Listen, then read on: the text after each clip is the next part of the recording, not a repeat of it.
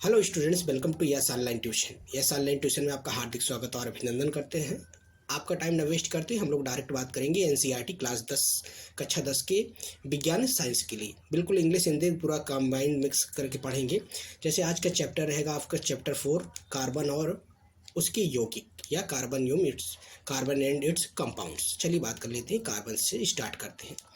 Carbon एवं उसके यौगिक, ये पहला ही वीडियो है। अगर आपने स्टार्ट किया तो ये पहला वीडियो से आपको सारी चीज़ें समझ में आएंगी। कार्बन क्या होता है? अगर कार्बन की बात की जाए तो कार्बन एक सर्वोत्मुखी तत्व है। कैसा है? सर्वोत्मुखी तत्व है। कार्बन भूपट्टी में खनिज के रूप में 0.02% उपस्थित है। जो हमारी भूपट्टी मतलब जमीन में हमारी अर्थ पर कितने परसेंट उपस्थित है? 0.02%। लेकिन वायुमंडल में कार्बन डाइऑक्साइड के रूप में 0.03% इसकी उपस्थिति है। किसकी? कार्बन की। जैसे आप कहते हैं ना कार्बन डाइऑक्साइड, जैसे आप सांस लेते हैं तो आप ऑक्सीजन अंदर करते हैं लेकिन कार्बन डाइऑक्साइड बाहर करते हैं। और कार्बन डाइऑक्साइड हमारे पेड़ पौधे क्या करते हैं? अपने भोजन बनाने में उपयोग करते हैं। तो इसीलिए कितना परसेंट है? 0.03% हमारे कार्बन डाइऑक्साइड किसमें है? वातावरण में। सभी सजीव संरचनाएं कार्बन पर आधारित है। जितनी भी सजीव चीज़ें हैं जो किसमें आधारित है? कार्बन पर। जैसे कागज, प्लास्टिक, चमड़े और रबड़ में भी कार्बन होता है। किसमें? इसमें भी कार्बन होता है। कहने का मतलब आप समझ सकते हैं।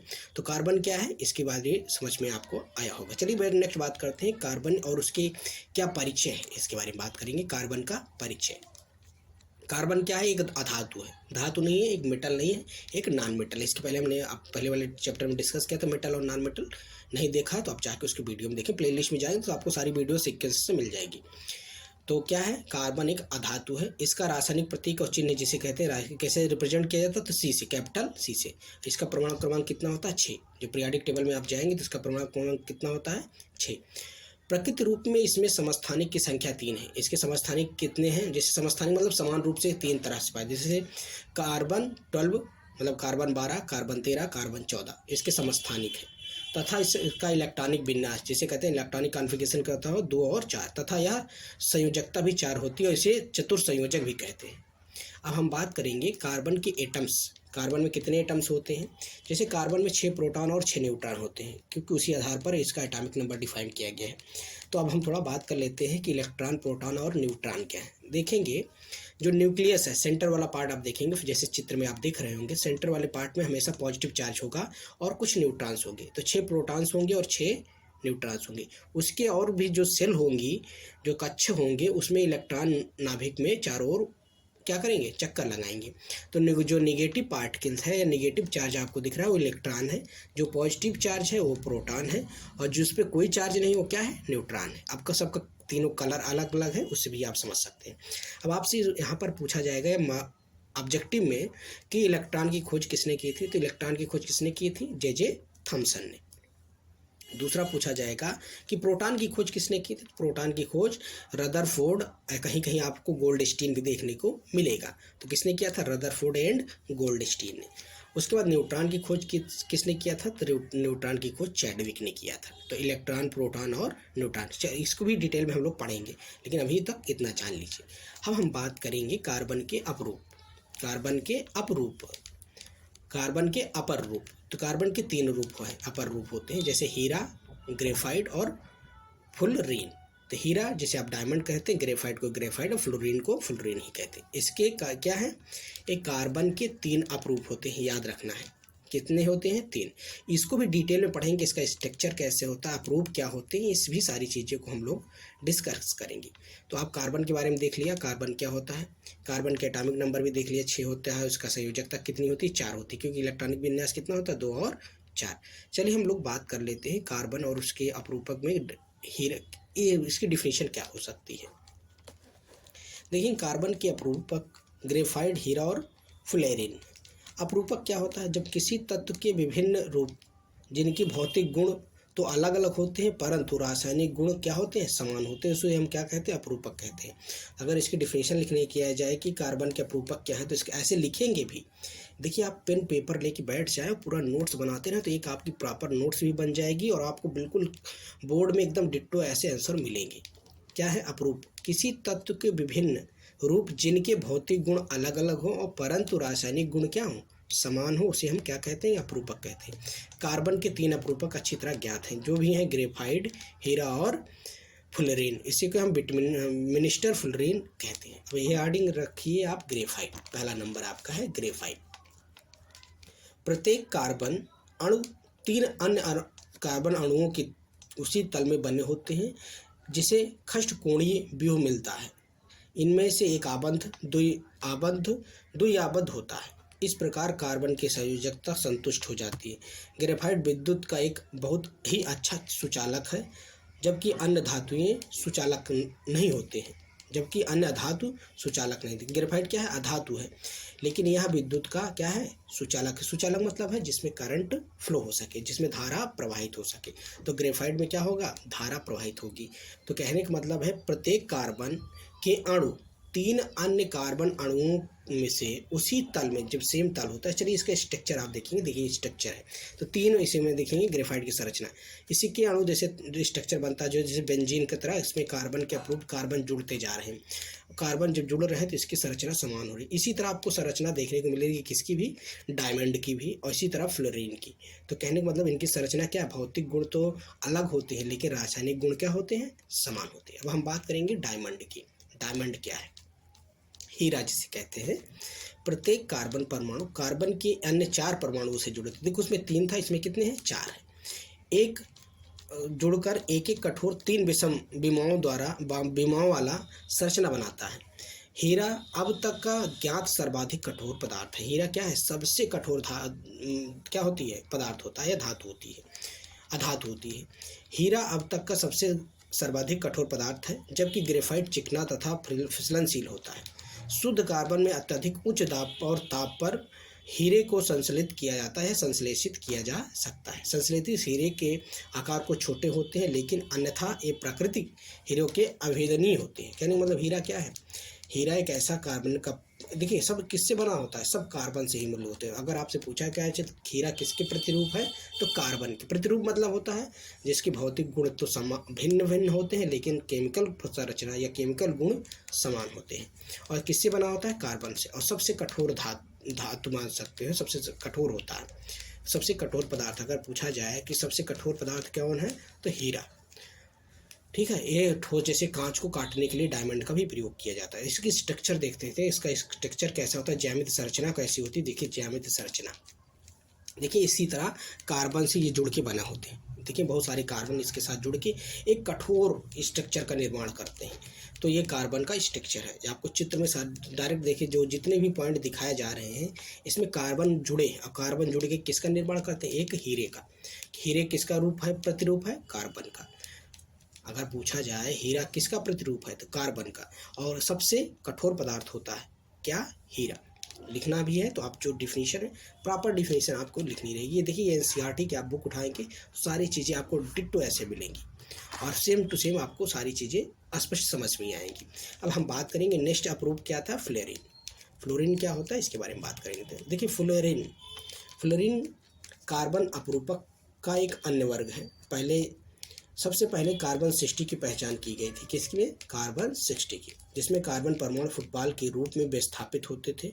चूँकि यह अमेरिकी आर्किटेक्चर बकमिंस्टर फुलर द्वारा डिजाइन किए गए थे, जिसे जियोडेसिक गुंबद के समान लगते थे, इसीलिए इसके अणु को फ्लोरीन नाम दिया गया। तो किसने किया था भाई, अमेरिका के एक आर्किटेक्चर ने किया था। किसको, फ्लोरीन की। इसकी संरचना कैसी होती है, गुब्बारे के आकार में। इसमें कार्बन की संख्या लगभग 60 होती है, 60 के करीब इसमें कार्बन जुड़ के इसका निर्माण करते हैं।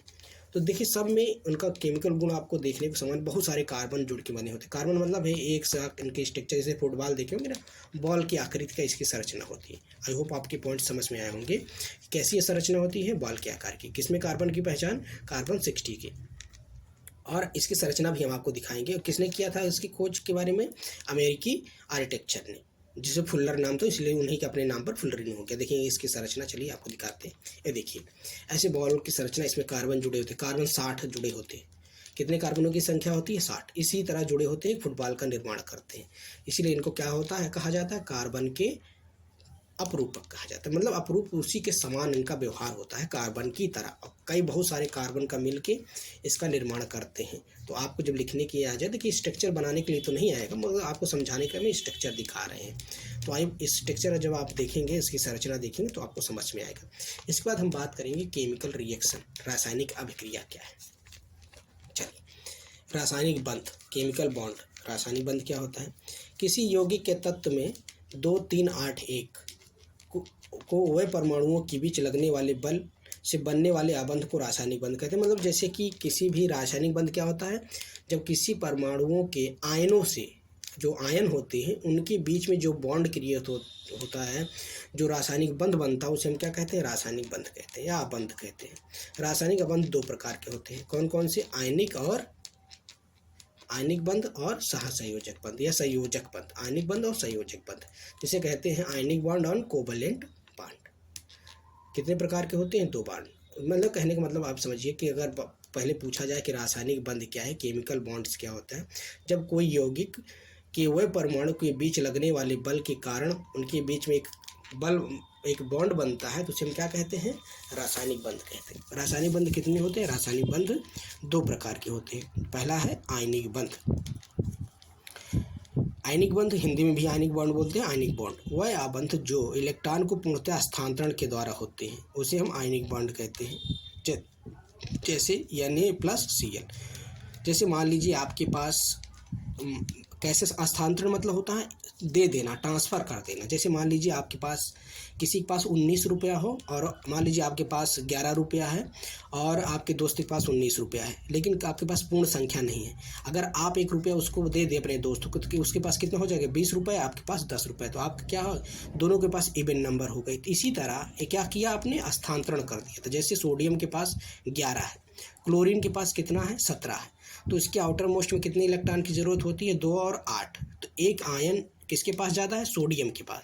तो सोडियम ने अपना 1 इलेक्ट्रॉन को ट्रांसफ़र कर दिया, किसको? क्लोरीन को दे दिया। तो क्लोरीन के भी आउटर मोस्ट में 8 इलेक्ट्रॉन हो गए और सोडियम के भी आउटर मोस्ट में कितने इलेक्ट्रॉन हो गए? 8 हो गए। तो क्या हो गया? बन गया NaCl। इसी संरचना से हम देखेंगे, आपको फिगर के अनुसार समझाएंगे। चलिए इसको समझिए। देखिए, जैसे सोडियम, देखिए सोडियम का एटॉमिक नंबर होता है 11 और क्लोरीन का होता है एटॉमिक नंबर 17। अगर इलेक्ट्रॉनिक कॉन्फ़िगरेशन किया जाए तो इसका होता है 2, 8 और 1। किसका? सोडियम का। क्लोरीन का 2, 8 और 7। तो देखेंगे अब स्ट्रक्चर आप देख रहे होंगे, 2, 2, 2, 4, 2, 8। इसके आउटर मोस्ट में कितने इलेक्ट्रॉन की संख्या? देखिए ग्रीन कलर का जो सोडियम के साथ 1 ज़्यादा है, क्लोरीन के पास 1 कम है। तो सोडियम ने किसको दे दिया? क्लोरीन को। जब 1 दे दिया तो उसके पास 2 हो गया। देखिए ग्रीन इधर, इसमें जब इधर देखिए एरो के बाद तो 1 ग्रीन चला गया। जो देता है उसके पास प्लस चार्ज, जो लेता है उसके पास नेगेटिव चार्ज। तो क्या बन गया? Sodium chloride. तो इसी से जो बॉन्ड बना उसे हम क्या कहेंगे? Ionic bond. समझ रहे? क्योंकि सोडियम का 1 आयन क्लोरीन के 1 आयन को, सोडियम ने अपना 1 आयन किसको दे दिया? क्लोरीन को। तो क्लोरीन को देने वाली प्रक्रिया जो कहलाएगी वही क्या कहलाएगी? आयनिक बॉन्ड। इनके बीच में जो बॉन्ड बनेगा उसी को हम क्या कहेंगे? Ionic bond. तो किसका निर्माण हुआ? Sodium chloride NaCl। किसका सूत्र होता है? कमेंट बॉक्स में हम कमेंट करके बताइए कि NaCl क्या है, इसका नाम क्या होता है। क्या इसको नमक कहते हैं या सोडियम क्लोराइड नमक है, जो खाने वाला नमक होता है वही है या दूसरा है? कमेंट बॉक्स में आप बताएंगे। तो जो देता है उसके ऊपर कौन सा चार्ज लगता है? Positive charge. जो लेता है उसके ऊपर कौन सा चार्ज होता है? Negative charge. नेक्स्ट हम लोग बात करेंगे सेकेंड क्या है? सहसंयोजी बंध, कोवैलेंट बॉन्ड। सहसंयोजी बंध क्या होता है? वह आबंध जो 2 परमाणुओं के बीच इलेक्ट्रॉनों के युग्म के साझेदारी से आबंध बनाता है उसे सहसंयोजी बंध कहते हैं। सहसंयोजी मतलब होता है पेयर बनाना। क्या करना? पेयर बनाना। मतलब कि जैसे आप किसी से पेयर कर लो, पेयरिंग कर लो, या किसी से साझेदारी कर लो भैया, जैसे कि पार्टनरशिप कर लो। तो पार्टनरशिप में क्या होता है? कुछ आपने कुछ पोर्शन दिया, उसने भी कुछ पोर्शन मिलके एक बॉन्ड बना दिया। जैसे मान लीजिए आप कहीं बाहर रहते हैं या रूम लेके रहते हैं, या तो जैसे मान लीजिए आपके पास 10 रुपया है, उसके पास भी 10 रुपया है, तो आप दोनों ने क्या कर लिया? एक साझेदारी कर लिया। दोनों के पास कितना हो गया? 20 रुपया। आपने कहा भाई 20 रुपया खर्च करेंगे, दोनों मिल के करेंगे। तो इससे बनने वाले बॉन्ड को क्या कहेंगे? सहसंयोजी बंध या कोवैलेंट बॉन्ड। अगर इसका एग्जाम्पल देखा जाए तो कैसे समझना है? देखिए डिफिनीशन इतनी सी है, बस इतना ही आपको लिखना है। चलिए एग्जाम्पल के माध्यम से हम आपको समझाने की कोशिश करते हैं। देखिए एग्जाम्पल जैसे मान लीजिए आप कोई ए, आपका दोस्त है ए है, कोई दोस्त बी है। देखिए एक के पास 2 2 4 2 6 एक साथ, एक के पास 7 रुपये है, दूसरे के पास भी 7 रुपये है। लेकिन अगर हमको स्टेबल होना है, हमको अपने आप को बैलेंस रखना है, तो कितने इलेक्ट्रॉन होने चाहिए? Maximum 8 electron. तो क्या कहिए, दोनों ने एक एक इलेक्ट्रॉन की साझेदारी कर ली है। जब एक एक इलेक्ट्रॉन की जो साझेदारी देखेंगे, एक तरफ ब्लू और एक तरफ येलो कलर में दिख रहा है, तो दोनों ने क्या कर लिया? एक एक इलेक्ट्रॉन की साझेदारी कर लिया और दोनों को शेयरिंग कर लिया। तो उससे कौन सा बॉन्ड बन गया? Covalent bond. तो इसे हम क्या बोलते हैं? कोवैलेंट बॉन्ड या सहसंयोजी बंध। सहसंयोजी बंध किसने बनाया? ए और बी ने। आई होप ये पॉइंट्स आपको एकदम क्लियर हुए होंगे। जितने भी पॉइंट्स हैं आपको समझ में ज़रूर आए होंगे वीडियो, क्योंकि देखिए और भी सारी चीज़ें हैं। इसके बाद हम लोग इसके टाइप्स पढ़ेंगे, टाइप्स हम लोग नेक्स्ट वीडियो में पढ़ेंगे। हाँ, अभी तक आपने जो भी पढ़ा इसमें कमेंट बॉक्स में कमेंट कर सकते हैं। वीडियो पसंद है चैनल को लाइक करें, सब्सक्राइब करें एंड शेयर करें। Thank you, have a nice day, good day.